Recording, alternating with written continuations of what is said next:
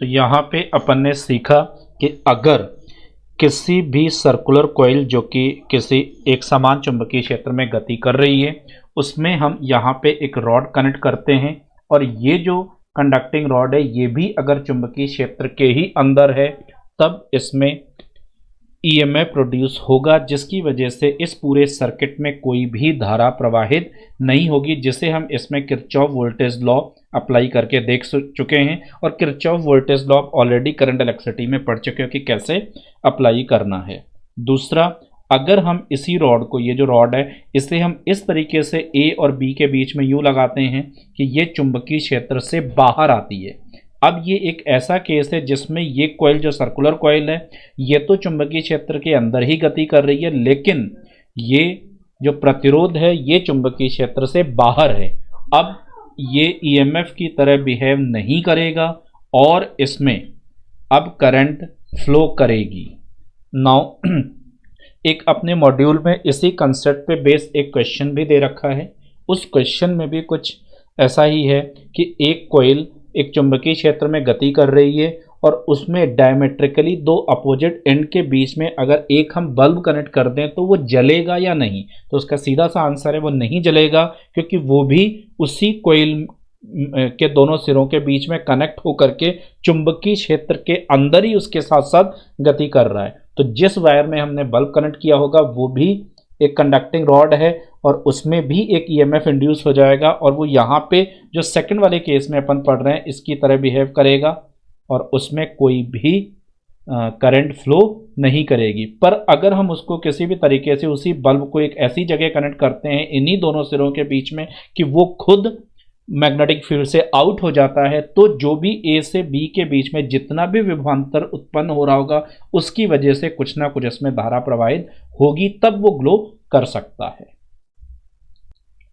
तो गतिक वैद्युत वाहक बल के अनुप्रयोग को अपन कंटिन्यू करते हैं।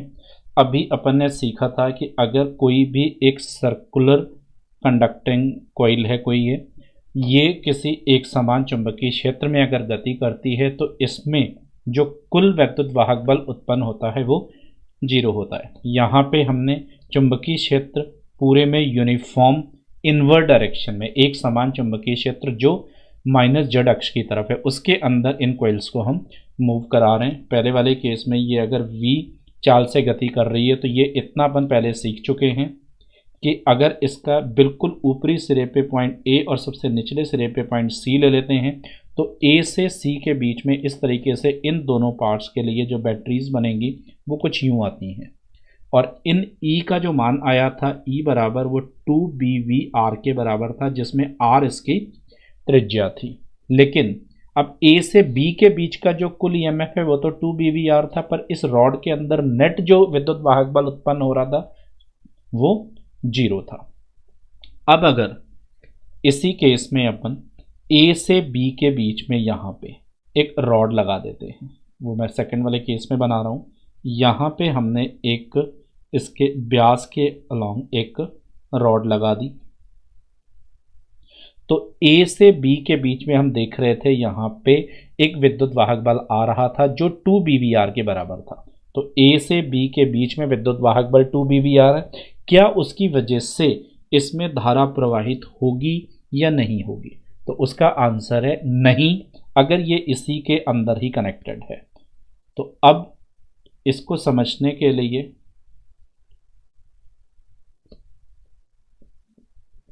मैंने फिर से डायग्राम बना लिया है। अब चेंज जो आएगा यहाँ पे, इसमें 3 रॉड्स हो चुकी हैं। यहाँ पे एक ये रॉड है A से B के बीच में, एक ये जो हमने अब कनेक्ट कर दी है और तीसरी ये। तो इन दोनों के लिए ये दोनों बैटरीज ऑलरेडी हम अब ऊपर पढ़ चुके हैं, तो ये E और E होगा। इस E का जो मान है यहाँ पे वो 2BVR के बराबर ही होगा। जो एक तीसरी रॉड यहाँ पे आ रही है ब्यास के अलॉन्ग ये वाली, ये भी तो इसी चुंबकीय क्षेत्र में और उसी वेग से गति कर रही होगी जिससे ये बाकी दोनों कर रही हैं, तो ये भी राइटवर्ड डायरेक्शन में v वेग से ही चल रही है। तो हम यूं कह सकते हैं कि इसके बीच में एक और बैटरी क्रिएट हो जाएगी यहाँ पे, और ये इस बैटरी का जो परिमाण आएगा वो भी इसी के बराबर होगा, इन दोनों बैटरीज के बराबर ही होगा। मीन्स ये भी ई आएगी, क्योंकि इसकी जो प्रभावी लंबाई आपको यहाँ पे दिख पा रही है वो भी व्यास के बराबर मतलब 2r होगी। तो ये 3 बैटरीज क्रिएट हो गई। अब आप देख पा रहे होंगे कि इस वाली रॉड में जो हमने अलग से ये कनेक्ट की है, इसके अंदर यहाँ पे अगर कोई प्रतिरोध भी है तो उस प्रतिरोध में कोई भी धारा प्रवाहित नहीं होगी, क्योंकि आप इस सर्किट को करंट इलेक्ट्रिसिटी में आप ऑलरेडी इस टाइप के सर्किट सॉल्व कर चुके हो कि इन दोनों लूप में अगर हम केवीएल अप्लाई करेंगे तो हमें इस ए से बी के बीच में जो कुल धारा है वो 0 ही मिलेगी। इसमें आप एग्जैक्ट वही करंट इलेक्ट्रिसिटी वाले कंसेप्ट यूज कर सकते हो। हाँ, इससे अगला एक और केस मैंने लिया है, इसमें फिर से यही रॉड लगाई गई है, लेकिन ये रॉड अब इस तरीके से न लगा करके इसको मैं इस तरीके से लगा रहा हूं कि ये मैग्नेटिक फील्ड से आउटवर्ड साइड में आती है। मींस ये कुछ यूं बन रही है,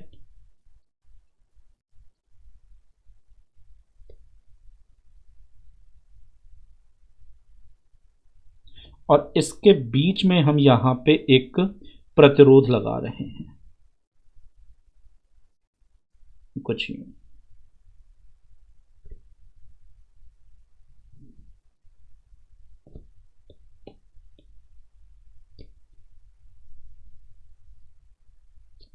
अब ये जो तीसरी वाली अलग से हमने ये रॉड लगाई है जिसके अंदर एक आर प्रतिरोध है, ये इस मैग्नेटिक फील्ड से आउटसाइड में है। अब अगर इसे हम यहाँ पे गति कराते हैं और ये फिर से राइटवर्ड डायरेक्शन में ही मूव हो रही है, बस ये ध्यान रखना कि अब जो रिंग है यहाँ पे ये इनसाइड ऑफ मैग्नेटिक फील्ड है, चुंबकीय क्षेत्र के अंदर ही है, पर ये वाला जो पार्ट है प्रतिरोध का ये चुंबकीय क्षेत्र से बाहर होगा। अगर तब इस रॉड में खुद में कोई भी ईएमएफ इंड्यूस नहीं होगा, क्योंकि अब यहाँ पे ये जो प्रतिरोध है ये चुंबकीय क्षेत्र से बाहर हो गया, और जो अपन ने मोशनल ईएमएफ पढ़ा है गतिक वैद्युत वाहक बल, वो केवल उसी कंडक्टिंग रॉड में आएगा जो चुंबकीय क्षेत्र के अंदर गति करेगी। तो ये दोनों रॉड्स आप कह सकते हो अभी भी चुंबकीय क्षेत्र के अंदर ही हैं, लेकिन जो प्रतिरोध है ये अब चुंबकीय क्षेत्र से बाहर है। तो इसमें अब जो इसका सर्किट बनेगा वो कुछ यूं आएगा, और इसके बीच में जो प्रतिरोध यहां पे होगा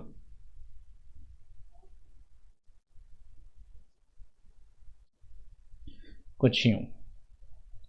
अब ये बैटरी की तरह बिहेव नहीं करेगा, और अब आप यहां पे इसमें फिर से किरचॉफ वोल्टेज लॉ अप्लाई करके ये देख सकते हो कि इसमें करंट धारा प्रवाहित होगी। तो गतिक वैद्युत वाहक बल का अगला अनुप्रयोग अपन देखने जा रहे हैं। इसमें यहाँ पे हमने कई सारी कंडक्टिंग रॉड ली हैं, ये चालक छड़ें हैं, और पृथ्वी के चुंबकीय क्षेत्र में ये अलग अलग दिशाओं में गति कर रही हैं, और इनमें कितना वैद्युत वाहक बल उत्पन्न होगा हमें यहाँ पे ये देखना है। तो जो सबसे पहला वाला केस है यहाँ पे, इसमें एक ये कंडक्टिंग रॉड है चालक क्षण, ये ऊर्ध्वाधर दिशा में नीचे की तरफ को गिर रही है। इसमें हमें देखना है कि पृथ्वी के चुंबकीय क्षेत्र की वजह से कितना विद्युत वाहक बल उत्पन्न होगा। अब पृथ्वी के चुंबकीय क्षेत्र के हर जगह अपन 2 घटक लेंगे, एक जो कि क्षैतिज घटक है और एक ऊर्ध्वाधर घटक है। उन दोनों घटकों के सापेक्ष देखेंगे कि इसमें कितना वैद्युत वाहक बल उत्पन्न होना है। तो यहाँ पे पहले वाले केस में जो वेग है, इस वेग से लंबवत लंबाई यहाँ पे 0 है। तो पहले वाले केस में हम ये कह सकते हैं कि L effective is equal to 0। जब प्रभावी लंबाई ही नहीं है तो ईएमएफ का कोई मतलब नहीं बनता, तो इसमें ईएमएफ 0 ही आएगा क्योंकि प्रभावी लंबाई यहाँ पे 0 है। सेकंड वाले केस में एक छड़ जो कि फिर से ऊर्ध्वाधर गिर रही है वेग v से, और इस छड़ के जो दोनों सिरे हैं वो ईस्ट और वेस्ट, पूर्व और पश्चिम की तरफ हैं।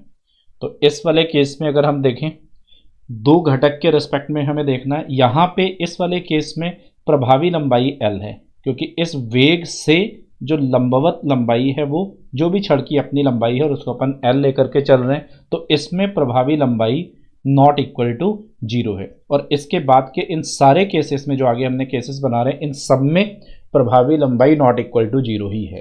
केवल पहले वाले केस में ही प्रभावी लंबाई जीरो थी, जिसकी वजह से ईएमएफ जीरो हो गया था। अब इसमें दोनों घटक की वजह से देखना है, तो पहले मैं हॉरिजॉन्टल जो क्षैतिज घटक है उसकी वजह से यहाँ पे देखने जा रहा हूँ, एच, या फिर इसी को हम क्षैतिज घटक बोलेंगे।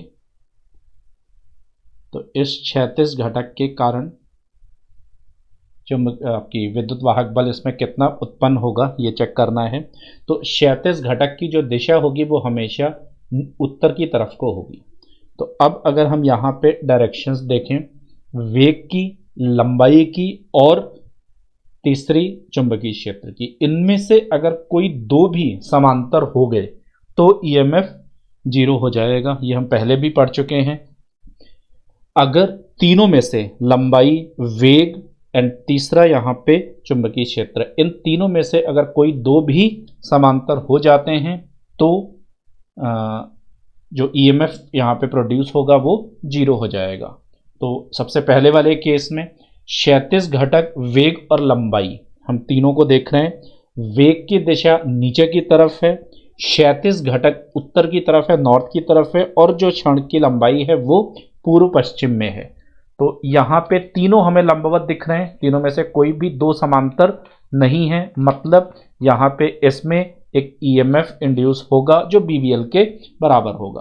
तो क्षैतिज घटक की वजह से यहाँ पे ई बराबर बी, यहाँ पे हमें चुंबकीय क्षेत्र का केवल क्षैतिज घटक लेना है, इंटू वी, जिस भी वेग से क्षण किसी भी क्षण गति कर रही होगी, इंटू जो क्षण की लंबाई है एल। ये है ईएमएफ का फॉर्मूला जो इसमें, ईएमएफ का मान जो यहाँ पे इंड्यूस हो रहा होगा। सेकंड, अगर V देखा जाए जो कि ऊर्ध्वाधर घटक है,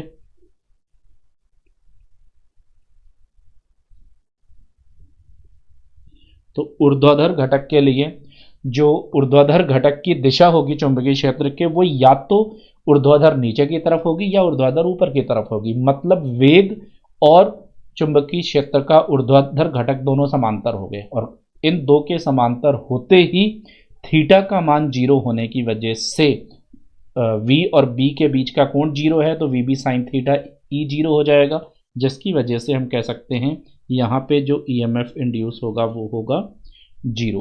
हाँ, इसमें जो हम फॉर्मूला इन केसेस में यूज़ कर रहे हैं वो यहाँ लिख देता हूँ, E is equal to BVL sine theta.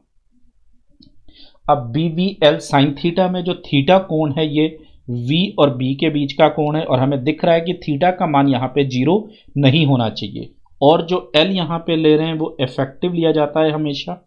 तो L इफेक्टिव हमेशा वेग से लंबवत दिशा में ही लिया जाता है। अब अगले वाले केस पे पहुँचते हैं। नेक्स्ट वाले में फिर से पहले क्षैतिज घटक की वजह से, तो मैं केवल H लिख रहा हूँ यहाँ पे, H का मतलब क्षैतिज घटक है। फिर से क्षैतिज घटक की वजह से, क्षैतिज घटक की जो दिशा होगी वो उत्तर की तरफ होगी, और क्षण की लंबाई भी उत्तर दक्षिण में ही है। तो ये दोनों फिर से समांतर हो जाते हैं, जिसकी वजह से यहाँ पे ईएमएफ इंड्यूस नहीं होगा। ई का मान यहाँ पे फिर से इसमें जीरो हो जाएगा क्षैतिज घटक की वजह से भी। ऊर्ध्वाधर घटक अगर देखें हम V की वजह से, तो V फिर से चुंबकीय क्षेत्र का जो ऊर्ध्वाधर घटक है वो नीचे की तरफ या ऊपर की तरफ होगा, तो फिर से वेग और चुंबकीय क्षेत्र के मध्य का कोण जीरो हो जाने की वजह से E का मान फिर से जीरो हो जाएगा। इसमें अगर डायरेक्टली हम याद रखना चाहें तो हम सीधी सी लैंग्वेज में ये याद कर सकते हैं कि इन तीनों में से B, V और L में से कोई भी दो समांतर नहीं होने चाहिए। अगर कोई भी दो समांतर आ गए तो सीधी सी बात है कि ईएमएफ जीरो ही होगा। अगर कोई भी दो इनमें से समांतर नहीं है, तीनों की दिशाएं अलग अलग हैं, तभी उसमें ईएमएफ इंड्यूस होगा। अगले वाले केस पे चलते हैं। नेक्स्ट वाले केस में अगले जो दोनों केसेस हैं, इन दोनों में क्षण क्षैतिज दिशा में गति कर रही है। पहली वाली स्थिति में क्षण ईस्ट और वेस्ट में पूर्व पश्चिम में है, और उससे अगले वाले में उत्तर और दक्षिण में है ये क्षण। तो पहले फर्स्ट वाला केस इसमें से देखते हैं। इसमें क्षैतिज घटक की वजह से, केवल H की वजह से, तो क्षैतिज घटक की जो दिशा होगी वो फिर से उत्तर की तरफ होगी, और यहाँ पे आप देख पा रहे हो कि वेग की दिशा जो है वो ईस्ट और वेस्ट से परपेंडिकुलर है, क्षैतिज दिशा में। मीन्स या तो ये उत्तर की तरफ को गतिशील होगा या ये दक्षिण की तरफ हो सकता है। अब ये उत्तर या दक्षिण किसी भी दिशा में ये क्षण गति कर रही है तो चुंबकीय क्षेत्र का क्षैतिज घटक समांतर ही आ जाएगा वेग के। मीन्स इसमें क्षैतिज घटक की वजह से कोई भी ईएमएफ इंड्यूस नहीं होगा। फिर से अगर हम ऊर्ध्वाधर घटक की वजह से देखें यहाँ पे, तो ऊर्ध्वाधर घटक की दिशा नीचे की तरफ या ऊपर की तरफ होगी। अब आप देख पा रहे हो कि छड़ की लंबाई, वेग एंड तीसरा चुंबकीय क्षेत्र का ऊर्ध्वाधर घटक तीनों परस्पर लंबवत हैं। मतलब अब ऊर्ध्वाधर घटक की वजह से यहाँ पे फिर से ईएमएफ जनरेट होगा जिसका फॉर्मूला बीवीएल होता है और हम बी की जगह बीवी लेंगे।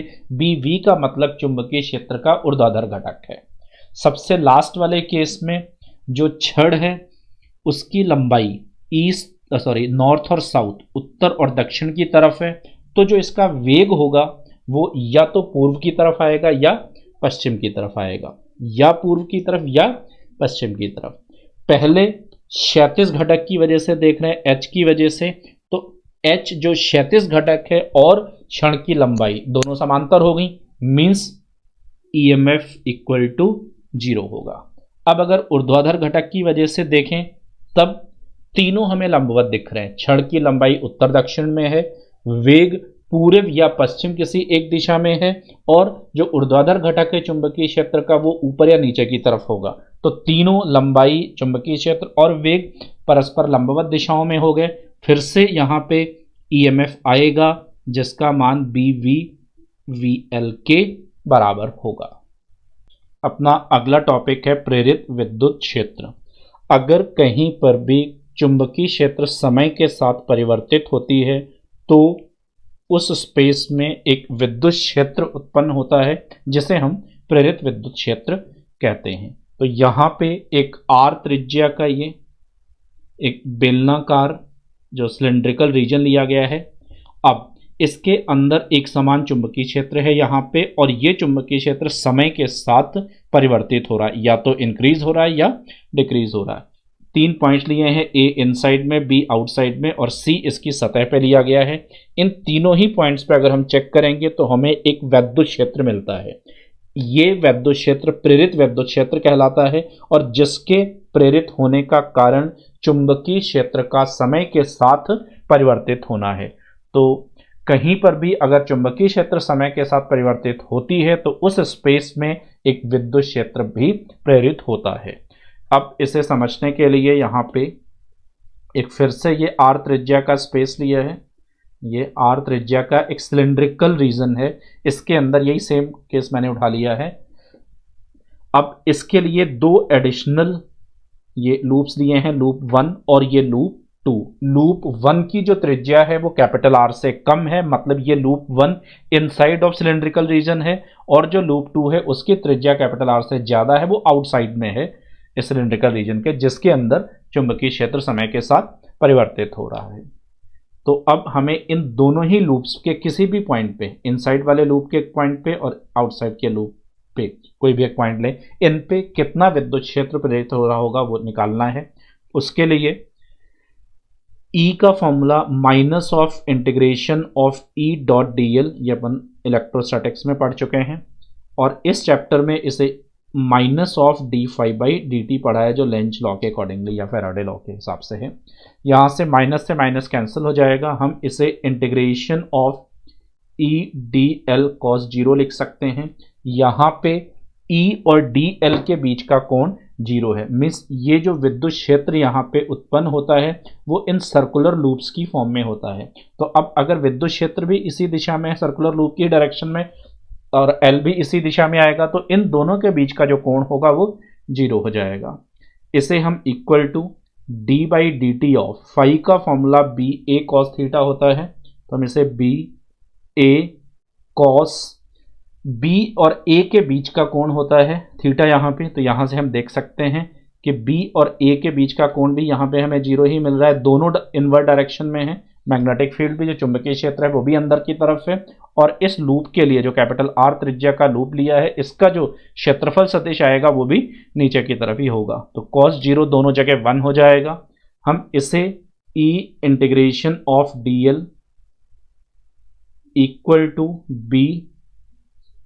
a जो कि कांस्टेंट है dv बाई dt लिख सकते हैं। यहां पे b चुंबकीय क्षेत्र समय के साथ परिवर्ती है। तो यहां से आप देख सकते हो यदि b is equal to constant, अगर चुंबकीय क्षेत्र समय के साथ परिवर्तित नहीं हो रहा है तो dB बाई dt का जो मान होगा ये 0 हो जाएगा, जिससे इलेक्ट्रिक फील्ड जो इंड्यूस हो रही होगी वो भी 0 हो जाएगी। परंतु यदि b परिवर्ती ले लिया जाए समय के साथ में तो dB बाई dt का मान नॉट इक्वल टू 0 आएगा। और अब हम कह सकते हैं E induced not equal to 0 means किसी भी स्पेस में विद्युत क्षेत्र जो प्रेरित होगा ये तभी होगा जब चुंबकीय क्षेत्र समय के साथ परिवर्ती होगा। अगर चुंबकीय क्षेत्र नियत है तो वहां पे विद्युत क्षेत्र प्रेरित नहीं होगा। अब इसका कितना परिमाण आएगा वो देखना है। तो उसके लिए पहले लूप 1 के लिए लिखते हैं, फॉर लूप 1 फॉर लूप 1 के लिए फॉर्मूला आया है हमारे पास ये integration of E D L बराबर है A D B by D T के। तो इसी फॉर्मूले को हम यहाँ पे यूज कर रहे हैं। E integration of D L is equal to A D B by D T. E integration of D L यहाँ पे लूप 1 के लिए, इंटीग्रेशन ऑफ डी एल का मतलब इस लूप की कुल लंबाई होगी, और अगर इसकी रेडियस को हम स्मॉल आर ले लें तो स्मॉल आर के रेस्पेक्ट में इंटीग्रेशन ऑफ डी एल जो इसकी कुल लंबाई होगी वो 2 पाई आर के बराबर होगी, इज इक्वल टू एरिया इसी के अंदर का लेना है जिससे संबंधित चुंबकीय फ्लक्स परिवर्तित हो रहा है। तो यही लूप हम यहाँ पे भी लेंगे। तो एरिया फिर से पाई आर स्क्वायर होगा D B by D T. यहाँ पे एक पाई और दोनों में से एक आर ये कैंसिल हो जाएगा, जिससे ई इंड्यूस जो होगा इसको मैं इनसाइड लिख रहा हूँ क्योंकि ये जो हमने लूप लिया है वो इसमें इनसाइड में है कैपिटल आर त्रिज्या के रेस्पेक्ट में। तो ई इनसाइड जो इंड्यूस हो रही होगी ये फॉर्मूला आ रहा है R by 2 D B by D T. ये है यहाँ पे फॉर्मूला इलेक्ट्रिक फील्ड इंड्यूस का जो इस सिलेंड्रिकल रीजन के अंदर साइड में अंदर के किसी भी पॉइंट पे प्रोड्यूस हो रही होगी। अब फॉर लूप 2 अगर सेकंड वाले लूप के लिए देखें यहां पे तो लूप 2 के लिए फिर से E integration of D L बराबर होगा A D V by D T के। ये फॉर्मूला है। यहाँ पे E integration of D L जो होगा वो फिर से 2 पाई स्मॉल आर होगा। स्मॉल आर बेसिकली जिस भी पॉइंट पे हम विद्युत क्षेत्र निकालना चाह रहे हैं उस बिंदु की केंद्र से दूरी है। तो जब अंदर वाले हम स्फीयर के लिए कैलकुलेट कर रहे थे तब स्मॉल आर का मान सेंटर से इसके तक की दूरी ये दूरी होगा, और जब इस 2 के लिए कैलकुलेट करेंगे तो ये दूरी स्मॉल आर के बराबर होगी। तो स्मॉल आर बेसिकली यहाँ पे एक वेरिएबल डिस्टेंस है ऑब्जर्विंग पॉइंट की, मीन्स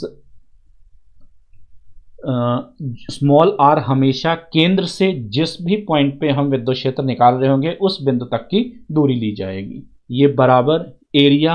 अब यहाँ पे ए जो हमें लेना है वो इस लूप के लिए लिया जाना चाहिए, लेकिन इस लूप के अंदर ये वाला जो पार्ट है इसमें कोई भी चुंबकीय क्षेत्र नहीं है। तो यहाँ पे बेसिकली एरिया जो हम यहाँ यूज कर रहे हैं ये आया था बी ए कॉस थीटा वाले फॉर्मूले से, जिसमें ए वो क्षेत्रफल होता है जिससे संबंधित चुंबकीय फ्लक्स है। तो यहाँ पे कायदे से इस लूप 2 के लिए क्षेत्रफल ये होना चाहिए था, पर इसमें से कुछ ऐसा पार्ट है जिसमें चुंबकीय फ्लक्स नहीं है। तो जितने से संबंधित चुंबकीय फ्लक्स होगा केवल वही क्षेत्रफल हम यहाँ पे लेंगे, और वो क्षेत्रफल यहाँ पे पाई कैपिटल आर स्क्वायर है।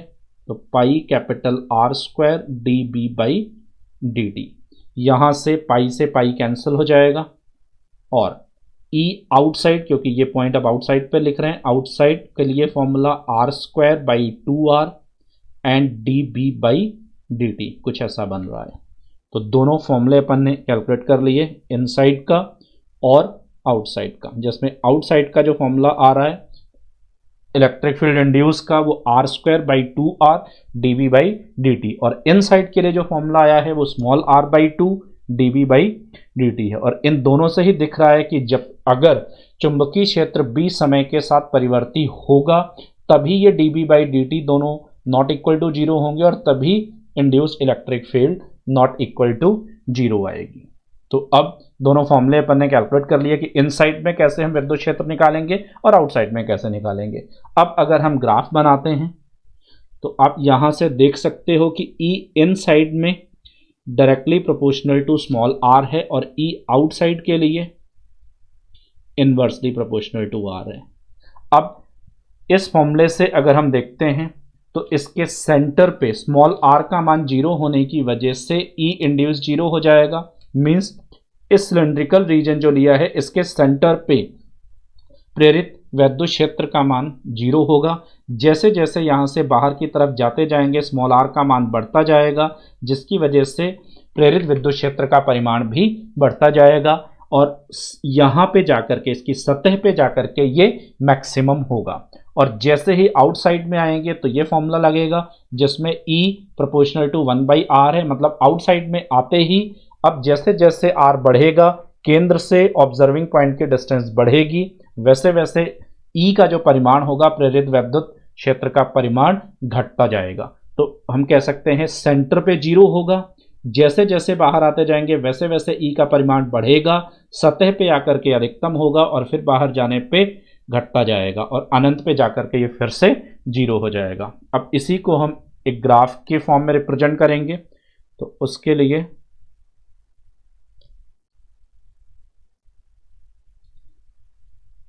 स्मॉल r दूरी और प्रेरित वैद्युत क्षेत्र के साथ हमें ये ग्राफ यहां पे ड्रॉ करना है और इसमें एक मैंने मिड में ये लाइन खींच दी है। ये लाइन कैपिटल R दूरी को रिप्रेजेंट कर रही है, मतलब जब तक इस वाले पार्ट में है तब तक इनसाइड ऑफ सिलेंड्रिकल रीजन है और इस वाले पार्ट में आउटसाइड हो जाएगा। इस वाले पार्ट के लिए स्मॉल r कैपिटल R से छोटा है, इस लाइन पे स्मॉल r कैपिटल R के बराबर है और जैसे इधर साइड में आएंगे तब स्मॉल r जो होगा वो कैपिटल R से बड़ा हो जाएगा। अब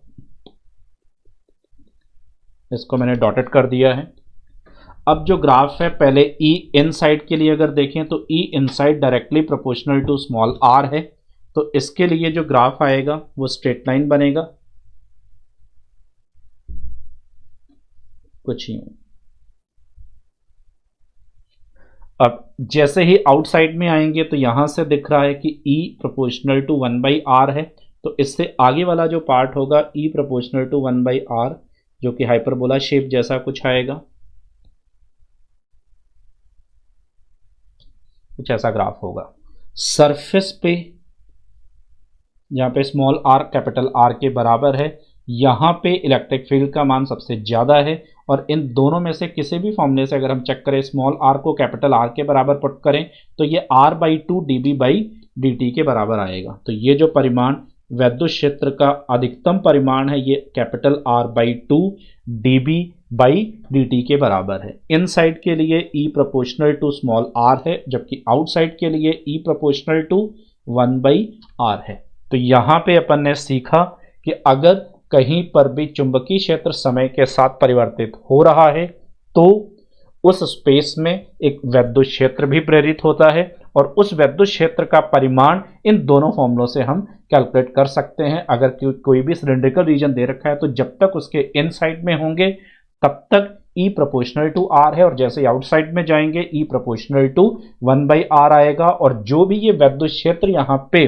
प्रेरित होता है ये सेंटर के सराउंडिंग सर्कुलर लूप्स के रेस्पेक्ट में ही प्रोड्यूस होता है। परिवर्ती चुंबकीय क्षेत्र की वजह से जो वैद्युत क्षेत्र प्रेरित होता है उसका परिमाण कितना होगा वो अपन ने देख लिया।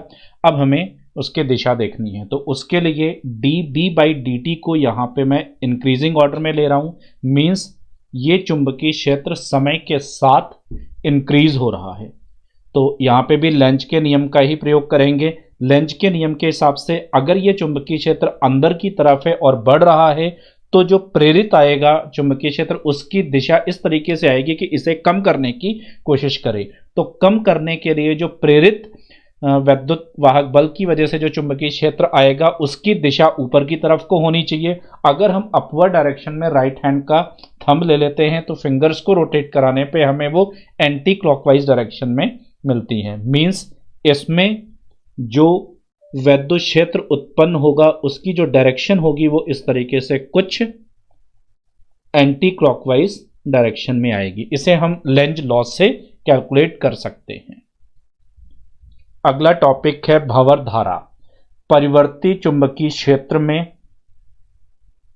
चालक वस्तु को रखने पर उसमें वृत्तीय लूपों के रूप में धारा प्रवाहित होती है। यह धारा भंवर धारा कहलाती है। मींस अगर कहीं पे भी समय के साथ परिवर्ती चुंबकीय क्षेत्र है तो उस चुंबकीय क्षेत्र में अगर हम किसी कंडक्टिंग शीट, किसी चालक वस्तु को रख देते हैं तो उस चालक वस्तु के अंदर वृत्तीय लूपों के रूप में एक धारा प्रवाहित होती है। इस धारा को नाम भंवर धारा दिया गया है। तो यहाँ इसको समझने के लिए एक हमने ये वृत्तीय लूप लिया है, इसके अंदर एक समान चुंबकीय क्षेत्र है जो समय के साथ परिवर्तित हो रहा है। तो पहले यहाँ पे देखते हैं, अगर ये चुंबकीय क्षेत्र समय के साथ परिवर्तित हो रहा है तो हम पढ़ चुके हैं कि इसके अंदर इस तरीके से वृत्तीय लूपों के रूप में एक वैद्युत क्षेत्र प्रेरित होता है। अब इसी जगह पे अगर हम एक चालक शीट रख दें तो जो पहले इस स्पेस में वैद्युत क्षेत्र प्रेरित हो रहा था वो इसमें भी प्रेरित होगा। बस यहाँ पे कोई भी कंडक्टिंग मटेरियल नहीं था तो केवल वैद्युत क्षेत्र ही प्रेरित हो रहा था। अब इस वाले पार्ट में एक कंडक्टिंग मटेरियल है और उस कंडक्टिंग मटेरियल में अगर विद्युत क्षेत्र सर्कुलर लूप की फॉर्म में वृत्तीय लूपों के रूप में प्रेरित होता है तो जो इस कंडक्टिंग मटेरियल के अंदर फ्री इलेक्ट्रॉन्स होंगे उन इलेक्ट्रॉन्स पे एक बल लगेगा, वैद्युत बल, जिसकी वजह से वो इलेक्ट्रॉन वैद्युत क्षेत्र से विपरीत दिशा में गति करना आरंभ करेंगे, जिससे उन इलेक्ट्रॉन की गति से विपरीत दिशा में एक धारा आ जाएगी। इसी धारा को भंवर धारा कहा जाता है। तो अगर इन लूप्स में हम भंवर धारा की डायरेक्शन निकालें तो जो इलेक्ट्रिक फील्ड की डायरेक्शन थी वही यहाँ पे भी आएगी। फिर से इसमें मैं अब dB/dt को इंक्रीजिंग ऑर्डर में ले रहा हूं। तो यहाँ पे चुंबकीय क्षेत्र अंदर की तरफ है और समय के साथ बढ़ रहा है। तो लेंज लॉ के हिसाब से इसे कम करने के लिए, क्योंकि चुंबकीय क्षेत्र अंदर की तरफ को बढ़ रहा है, तो कम करने के लिए जो प्रेरित वैद्युत वाहक बल की वजह से चुंबकीय क्षेत्र आएगा वो विपरीत दिशा में, मतलब ऊपर की तरफ होगा। अपवर्ड डायरेक्शन में अगर हम दाएं हाथ के अंगूठे को लेते हैं तो फिंगर्स को रोटेट कराने पे हमें एंटी क्लॉकवाइज डायरेक्शन में यहाँ पे करंट मिलेगी। तो ये जो भी लूप हमने बनाए हैं इन सब में जो करंट आएगी उसकी डायरेक्शन यहाँ पे एंटी क्लॉकवाइज डायरेक्शन में होगी अगर चुंबकीय क्षेत्र समय के साथ बढ़ रहा होगा। तो ये भंवर धारा है। इस भंवर धारा के उत्पन्न होने से बेसिकली एक एनर्जी का लॉस होता है। मीन्स अगर किसी भी कंडक्टिंग शीट को हम किसी भी परिवर्ती चुंबकीय क्षेत्र में रख देते हैं तो आप कह सकते हो कि वृत्तीय लूप के रूप में जो धारा प्रवाहित हो रही है उसकी वजह से इलेक्ट्रॉन्स को मूव कराने में एक ऊर्जा की हानि होगी। ठीक है, इसे कम करने के लिए, क्योंकि किसी भी मटेरियल में नहीं चाहेंगे हम कि एनर्जी का बिना मतलब का लॉस हो, तो भंवर धारा को कम करने के लिए जो तरीका यूज किया गया है वो लैमिनेटेड कोर्स का है। बेसिकली लैमिनेटेड कोर्स को समझने के लिए मैंने यहाँ पे एक फिर से ये एक कंडक्टिंग शीट ली है। इस कंडक्टिंग शीट को अगर हम एक समान चुंबकीय क्षेत्र के अंदर रख देते हैं, यहाँ पे ये एक समान चुंबकीय क्षेत्र था और ये समय के साथ परिवर्तित हो रहा है। तो अभी अपन देख चुके हैं कि इसमें इस तरीके से वृत्तीय लूप के रूप में भंवर धारा उत्पन्न होगी। तो ये जो लूप बना रखे बहुत सारे लूप्स आएंगे, इन सारे लूप्स में एक धारा प्रवाहित हो रही होगी। पर अगर हम इसे कट कर दें कुछ इस तरीके से, इसमें कई सारे कट बना दें, ये जो आप एक दीवार की तरह देख पा रहे होंगे जैसे ईंटें लगी होती कुछ इस फॉर्म में, हमने ये यहाँ पे इसमें ये वाला कट कर रखा है, इस जगह यूं कट कर रखे हैं। अब इसमें क्या होगा, अभी भी जो ईएमएफ इंड्यूस होगा वो इस तरीके से वृत्तीय लूप के रूप में ही होना चाहिए, जिनकी वजह से यूं ही धारा प्रवाहित होनी चाहिए। लेकिन क्योंकि यहां से कंडक्टर कट हो चुका है, ये आपस में जुड़ा हुआ नहीं है, तो सीधी सी बात है क्लोज लूप नहीं बन पाएगा। अब आप यूं कह सकते हो कि यहाँ पे जो लूप्स क्रिएट होंगे वो बड़ा ही छोटा से लूप क्रिएट होंगे। तो जो बड़े लूप यहाँ पे क्रिएट हो रहे थे वो अब डिस्कनेक्ट हो चुके हैं आपस में, उनके लिए क्लोज लूप नहीं बन पा रहा होगा, जिसकी वजह से अब इस वाले केस में जो वृत्तीय लूपों के रूप में धारा प्रवाहित हो रही थी वो इसकी तुलना में बहुत कम हो जाएगी। इसी वजह से जब भी कहीं पे भी मेटल की शीट कहीं यूज करनी होती है चुंबकीय क्षेत्र परिवर्ती में, जो समय के साथ परिवर्तित हो रहा है, वहां पे डायरेक्टली एक ही कंडक्टिंग शीट न यूज करके कई सारे कोर्स यूज किए जाते हैं मटेरियल से बने हुए। इस तरीके से ये अलग अलग कोर्स हैं, इनसे बनाई जाएगी, जिसकी वजह से इनके बीच में ये यहाँ से लैमिनेट हो चुका होगा। तो अब इसमें लूप बहुत बड़े नहीं बन पाएंगे, जिसकी वजह से जो इसके अंदर भंवर धारा प्रवाहित होगी उसका परिमाण बहुत कम हो जाएगा, और वहां पे वृत्तीय लूपों में करंट के फ्लो होने की वजह से जो इलेक्ट्रिक एनर्जी की फॉर्म में, वैद्युत ऊर्जा की फॉर्म में जो ऊर्जा की हानि हो रही थी वो बच जाएगी। एक एनसीईआरटी में इसका उदाहरण दे रखा है, मैं इसको भी एक्सप्लेन कर देता हूं। यहां पे एक वर्टिकल फॉर्म में ऊर्ध्वाधर एक कोई मेटेलिक स्प्रिंग रखा है, इसे यहाँ पे एक ऑल्टरनेटिंग सोर्स से कनेक्ट किया गया है एक स्प्रिंग की हेल्प से। इसके ऊपर एक ये मेटेलिक डिस्क रखी गई है, ये धात्विक चकती है जो इसके ऊपर प्लेस है।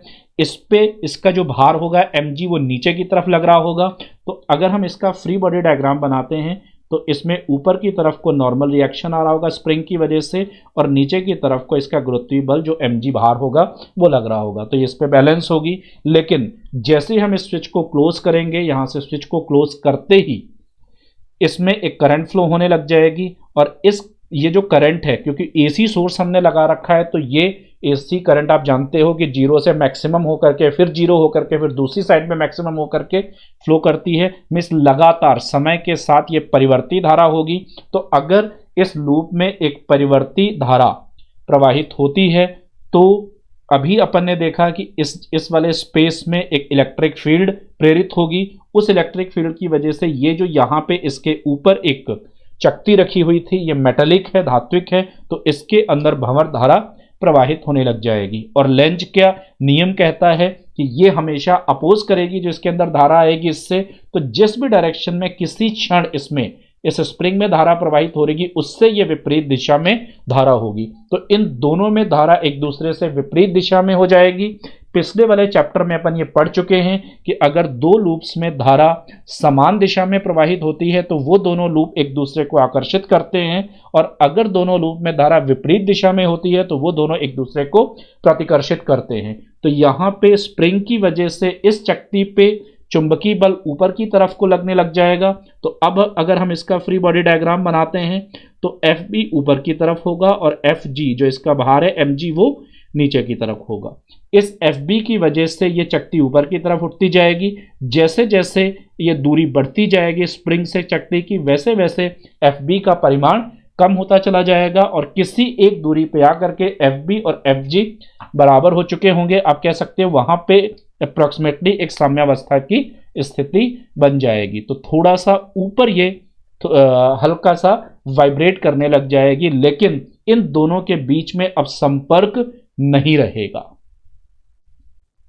अपना अगला टॉपिक है ऊर्जा स्थानांतरण।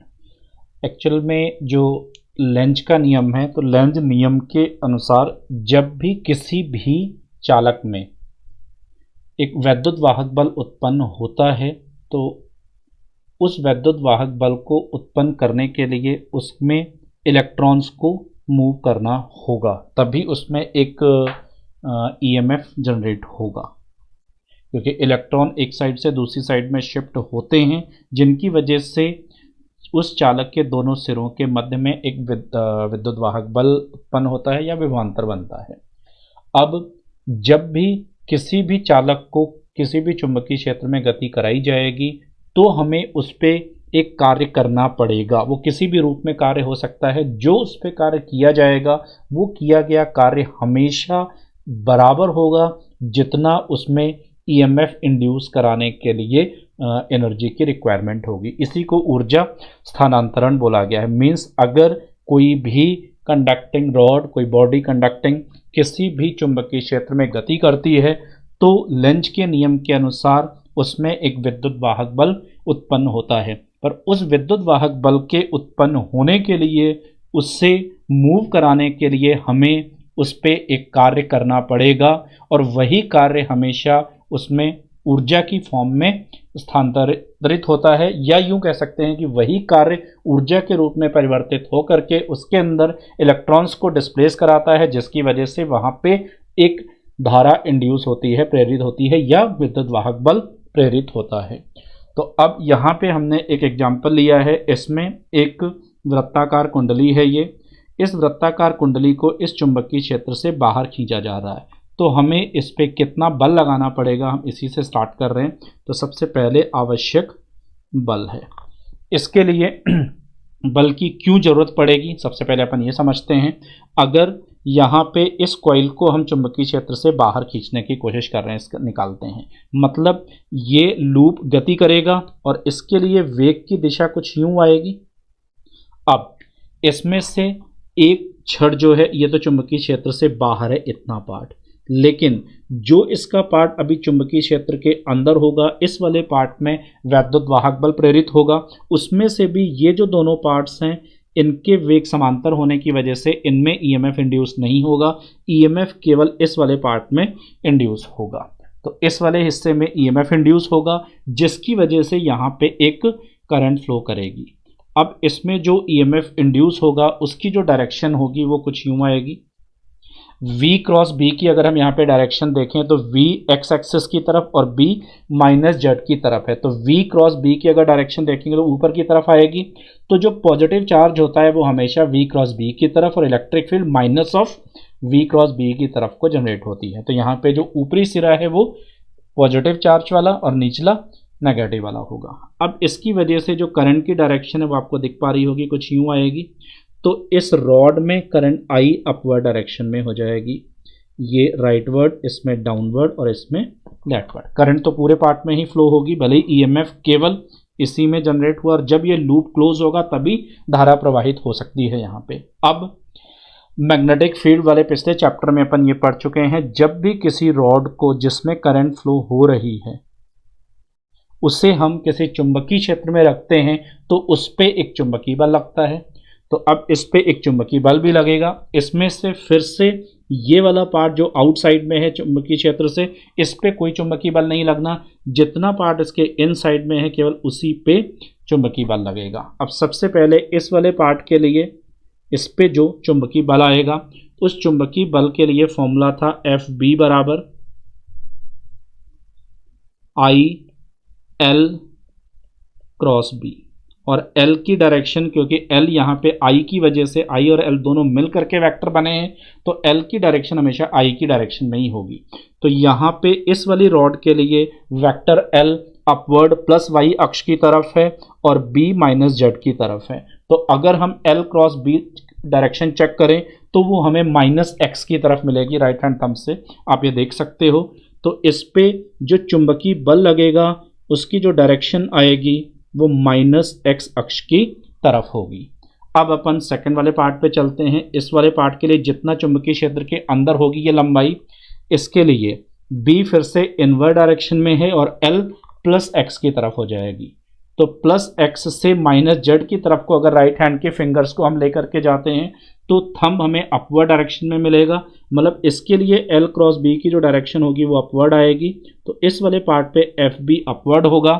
ऐसे अब सबसे लास्ट जो नीचे वाला पार्ट है ये इतना इस पे आ जाए, इसके लिए अगर हम L क्रॉस B की डायरेक्शन देखें तो वो हमें डाउनवर्ड मिलेगी। मीन्स ये दोनों पार्ट, क्योंकि इन दोनों की लंबाई आपस में यहाँ बराबर है, ये लंबाई और ये लंबाई बराबर है, तो एफ बी यहाँ से कह सकते हो ये तीनों टर्म सेम हो गए, लेंथ सेम है, बी सेम है, आई सेम है, तो एफ बी का परिमाण इन दोनों के लिए इक्वल होगा, मतलब ये दोनों फोर्स आपस में कैंसिल हो जाएंगे। तो इस पूरे लूप पे जो चुंबकीय बल लगेगा वो एफ बी ये होगा और उसकी डायरेक्शन माइनस एक्स अक्ष की तरफ होगी। मीन्स अब अगर हमें इस कॉइल को यहाँ पे राइटवर्ड डायरेक्शन में मूव कराना है तो हमें इस पे एक्सटर्नल फोर्स इसी एफ बी के बराबर लगाना ही पड़ेगा। जब हम इस एफ बी के बराबर बल लगाएंगे तभी यहाँ से ये लूप बाहर मूव कर पाएगा। तो जो यहाँ पे एफ एक्सटर्नल आएगा वो परिमाण वाइज एफ बी के बराबर होगा।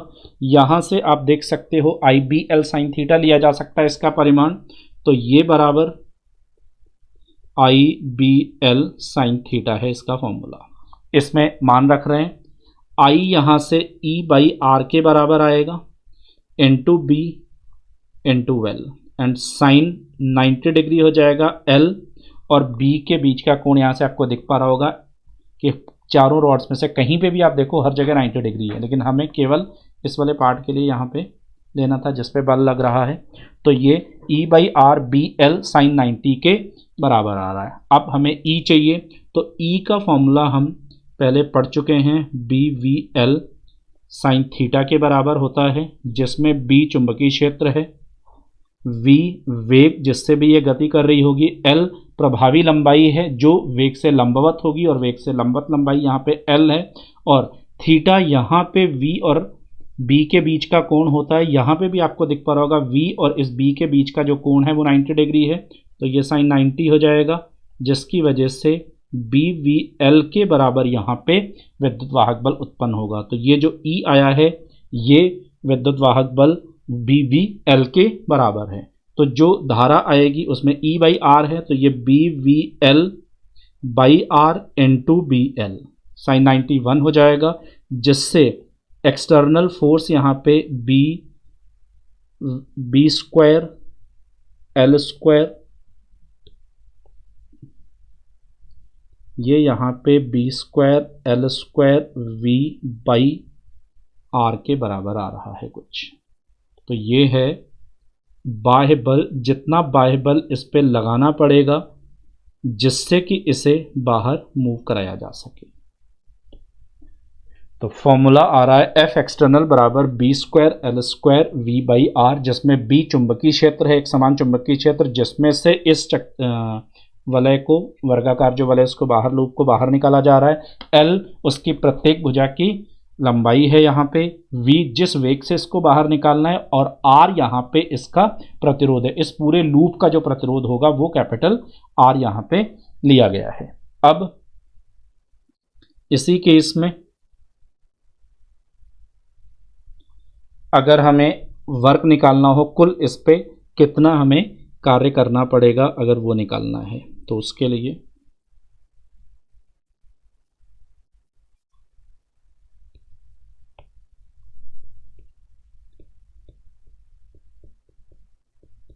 नेक्स्ट किया गया कार्य, इसको बाहर निकालने के लिए कितना इस पे कार्य किया जाएगा।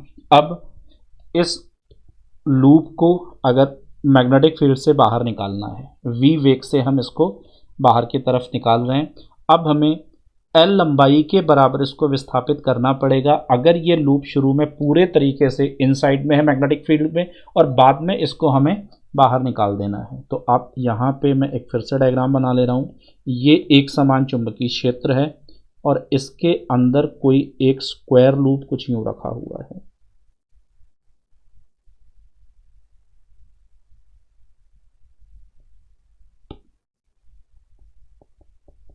यहाँ पे ये एक समान चुंबकीय क्षेत्र में इस जगह प्लेस किया गया है। ये एग्जैक्टली इनसाइड में था। जब ये पूरे तरीके से बाहर आ चुका होगा इधर, तो आप यूं कह सकते हो कि जो इसका विस्थापन होगा वो L के बराबर होगा, जो भी इसकी अपनी लंबाई होगी, क्योंकि जब ये पूरे तरीके से बाहर आ चुका होगा तो ये कुछ ऐसी पोजीशन में आ चुका होगा, सॉरी,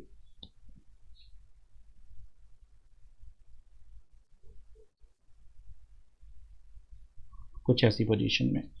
तो इसे पूरी तरह बाहर निकालने के लिए हमें L लंबाई के बराबर ही इसको विस्थापित करना पड़ेगा यहाँ पे। अब W जो किया गया कार्य है, W external is equal to, वो formula F S cos theta होता है, ये बराबर जो हम इस पे बाह्य बल लगा रहे हैं उसका फॉर्मूला हमने B square L square V by R निकाला है।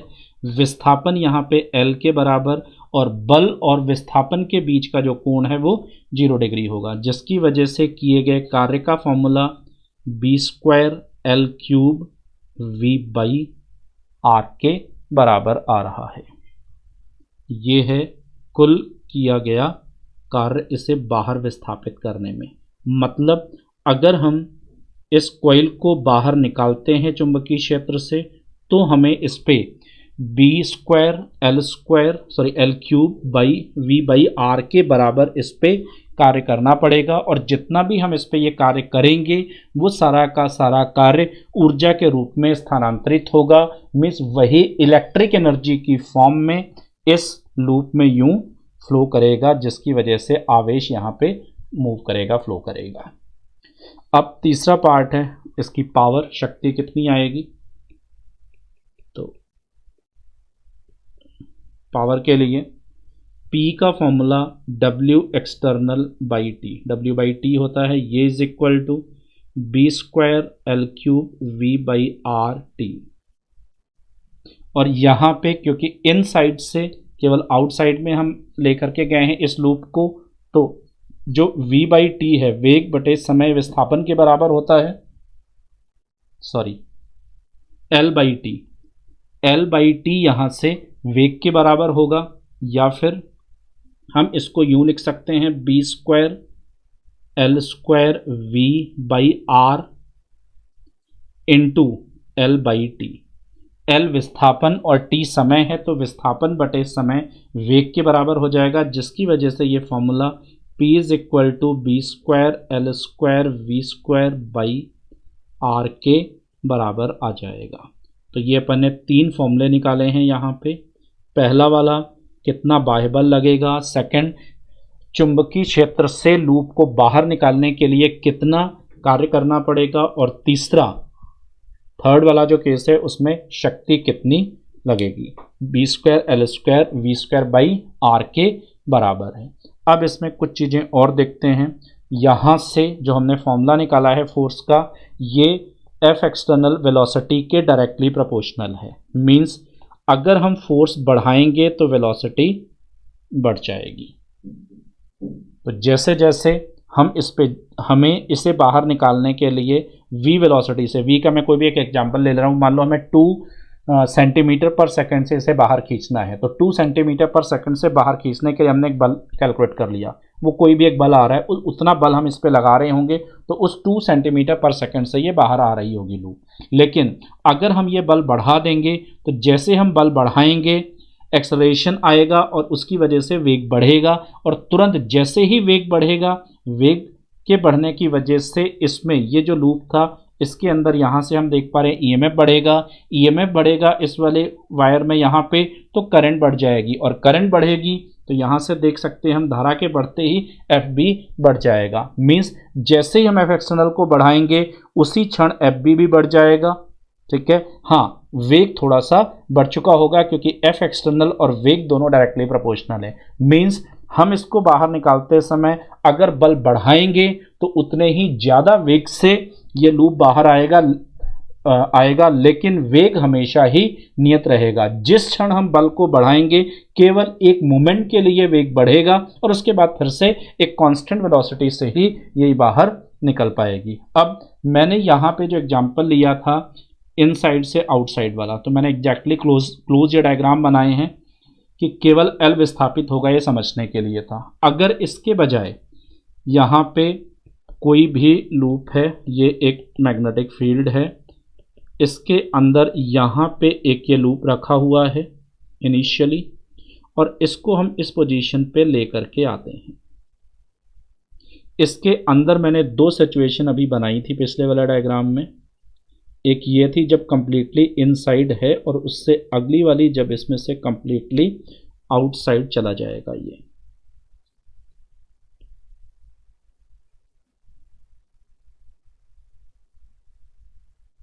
ये 2 स्थितियां थी।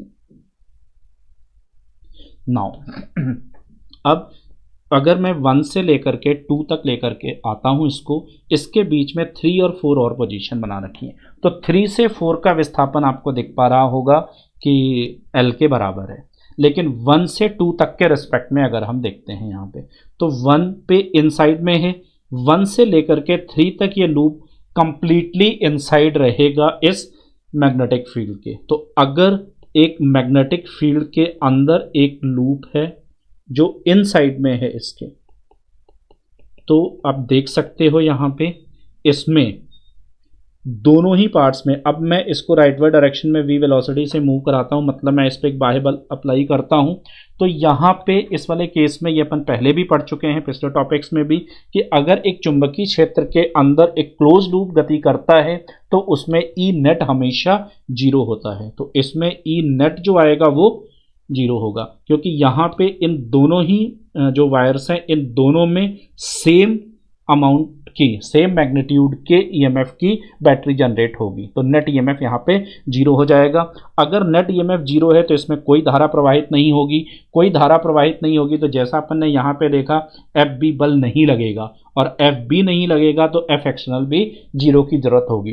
तो जब तक ये कॉइल इस मैग्नेटिक फील्ड के अंदर रहेगी तब तक हमें उसको गति कराने के लिए किसी बल की, बाह्य बल की जरूरत नहीं है।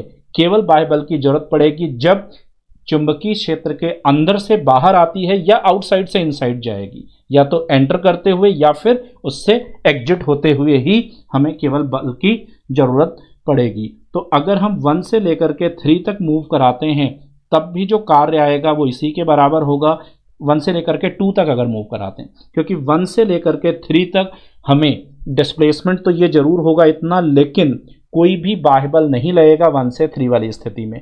ऐसे ही जब पूरा आउटसाइड आ चुका है तो 4 से 2 के बीच में फिर से कोई बाह्य बल नहीं लगेगा, तो कार्य जीरो होगा। कार्य केवल और केवल 3 से 4 के बीच में ही होगा। मतलब अगर 1 से 2 तक हम इसे विस्थापित करते भी हैं तब भी किया गया कार्य केवल 3 से 4 तक की स्थिति तक विस्थापित करने के समान ही होगा, और वो b²L³ v/r के ही बराबर होगा। या फिर इसी फॉर्मूले को हम यहाँ पे इज इक्वल टू, इस L को हम, जैसे कि इधर भी अपन ने लिखा था L/T को V लिखा था, तो L को V इंटू टी भी लिख सकते हैं।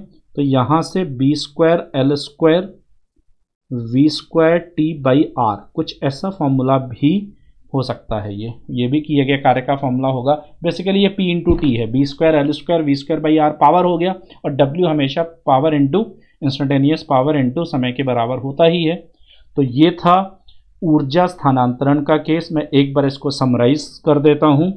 लेंज के नियम के हिसाब से जब भी कोई भी रॉड, कोई भी कंडक्टिंग रॉड, कोई बॉडी अगर मूव करती है किसी भी मैग्नेटिक फील्ड में, तो उसमें एक ईएमएफ इंड्यूस होता है। मतलब उसमें जितना भी उसको मूव कराने के लिए कार्य किया जाएगा वो कार्य ही उसकी ऊर्जा में, जो इलेक्ट्रिक एनर्जी उसके अंदर मूव हुई है, उसमें स्थानांतरित होती है। और उसके लिए यहाँ पे अपन ने 3 फॉर्मूले पढ़े हैं। तीनों फॉर्मूले किसी एक स्क्वायर लूप को एक समान चुंबकीय क्षेत्र से बाहर निकालने के लिए जो यूज होंगे वो हैं, जिसमें बाह्य बल और इनसाइड से आउटसाइड तक लाने में कितना कुल कार्य किया जाएगा और कितनी शक्ति की जरूरत होगी। ये तीनों फॉर्मूले अपन ने पढ़े जो बेसिकली एक स्क्वायर लूप के रेस्पेक्ट में हैं।